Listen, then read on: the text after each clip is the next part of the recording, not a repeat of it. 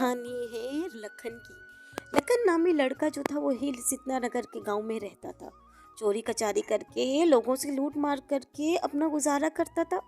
लखन ने एक दफा एक लड़की को खड़ा किया और उसे धमकी दी कि वो उसे यहाँ से चाकू से मार देगा अगर वो उसको उसका बैग नहीं देगी। लखन के इस बिहेवियर की वजह से सारा गांव लखन से तंग था। साधना माँ नामी लड़की लखन से कहती है, अरे नहीं नहीं नहीं नहीं नहीं, मुझे कुछ मत कहना कि सारे पैसे मुझसे ले लो, ये बैग मुझसे ले लो, लेकिन प्लीज प्लीज प्लीज मुझे कत्ल मत करना। मुझे चाकू से बहुत डर लगता है, मुझे खून से बहुत डर लगता है। ये लो सब चीजें लेकर मैं पुलिस को नहीं बताऊं। लखन इसी तरह से चोरियां कचारियां करके अपना पेट पालता। ना उसे माँ की फिक्र होती ना उसे अपने पिता की फिक्र होती। बस वो अपनी जिंदगी को ऐसे ही गुजारना पसंद कर रहा था, डकैतियां चोरियां और वारदातें कर। लखन के माता पिता राम और लखन की माँ लक्ष्मी दोनों बहुत ही शरीफ हुआ करते थे। दोनों खुद ही मेहनत करके घर पे गुजारा करते थे। क्या करते बेचारे माता पिता, एक छोटी सी रेड़ी लगा के बिरयानी बेचा करते थे। और लखन का जो पिता है वो अपनी पत्नी से लक्ष्मी, मैं बहुत ज्यादा चिंतित हूँ लखन के बारे में। देखो ना, हम दोनों बूढ़े माँ बाप हैं उसके।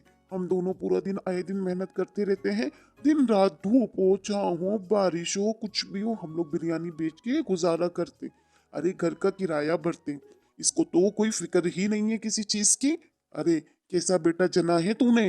यकीन कर, मेरा तो दिल ही इससे खत्म हो चुका है। अब मैं इसको घर में बिल्कुल नहीं घुसने दूंगा। समझ लिया तुमने? भले तुम रोती रोती रहो।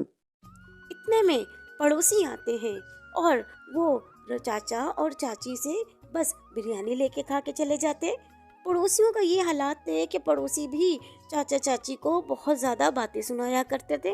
लखन का बिहेवियर ऐसा था कि पूरे गांव में लखन बदनाम हुआ फिरता था, जिसकी वजह से चाचा चाची को भी ये चीज़ें सुननी पड़ती थी।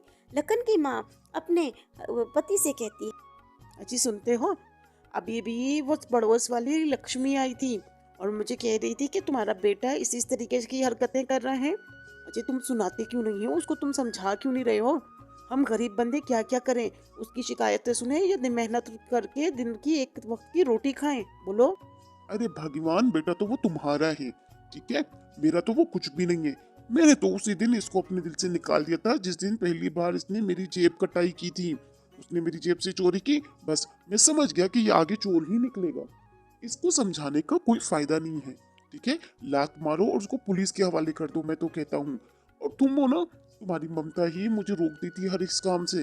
तुम्हारी ममता को थोड़ा सा ठंडा होना पड़ेगा इस चीज के लिए, नहीं तो पूरे गांव वालों का बेड़ा गर्क किया हुआ है, जीना आराम करके रखा हुआ है इस लखन ने। अगर यही चलता रहा तो हमें गांव से निकाल दिया जाएगा। भगवान, तुम नहीं समझती, तुम समझो इस बात। पड़ोस वाली सुधा आके यहाँ पे काका काकी से कहती है, अरे तुम्हारा जो बेटा है ना, मेरी बेटी को वो चूड़ी दिखा के उसका पर्स छीन के लेके चला गया है।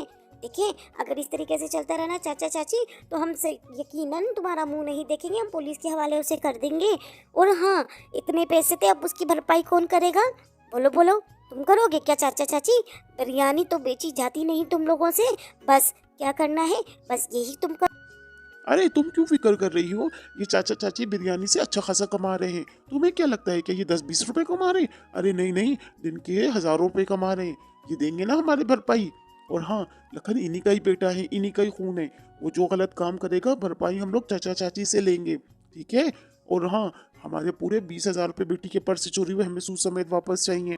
लखन जैसे ही अपने माता पिता के सामने आता है, लखन और उसके माता पिता दोनों की आपस में बहुत ज़्यादा बहसबाजी हो रही होती है।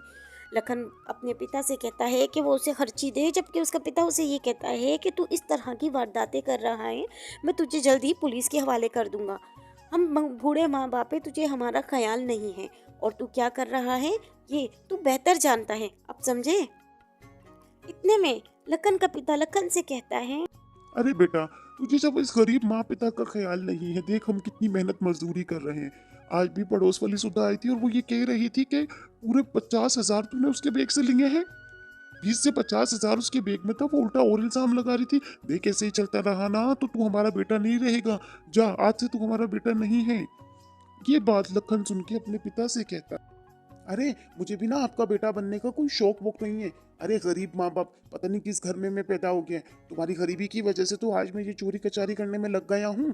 खुद तो कुछ कर ही नहीं सके मेरे इसलिए, और मुझे पढ़ाया लिखाया कुछ किया, बस चोरी क्यों कर रहे हो ये किया।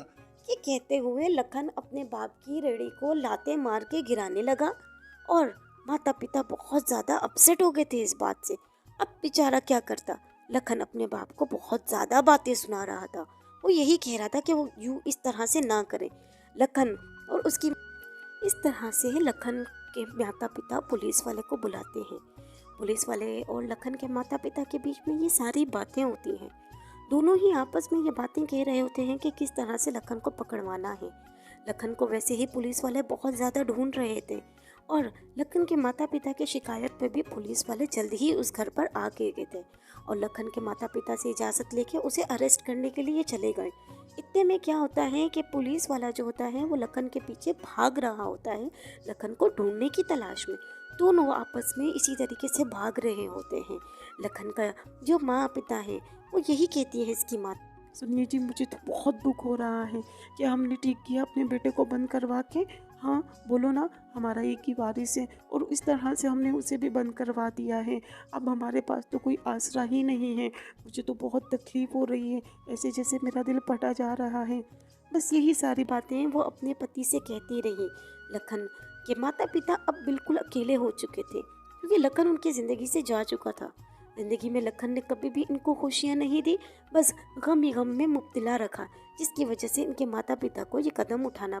दोनों माता पिता ने बहुत ही कोशिश की थी कि वो लखन को समझाएं ये सारी चोरी वारदातों से, लेकिन लखन के इस बिहेवियर की वजह से लखन के माता पिता बहुत ही मजबूर हो गए थे, जिसकी वजह से इन दोनों ने ये फैसला किया था कि पुलिस के हवाले लखन को करके इसकी अक्ल और होश को ठिकाने लगाए जाएं।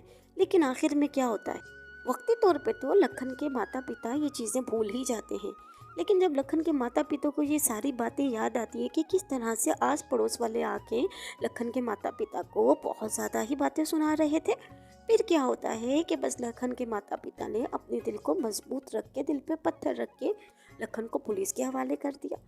फिर क्या होता है कि आस पड़ोस वाले भी बहुत खुश हो जाते हैं इस बात से, क्योंकि रोज़ रोज़ की आए दिन की कंप्लेन लखन और उसके माता पिता को बहुत ज़्यादा ही अपसेट कर रही थी।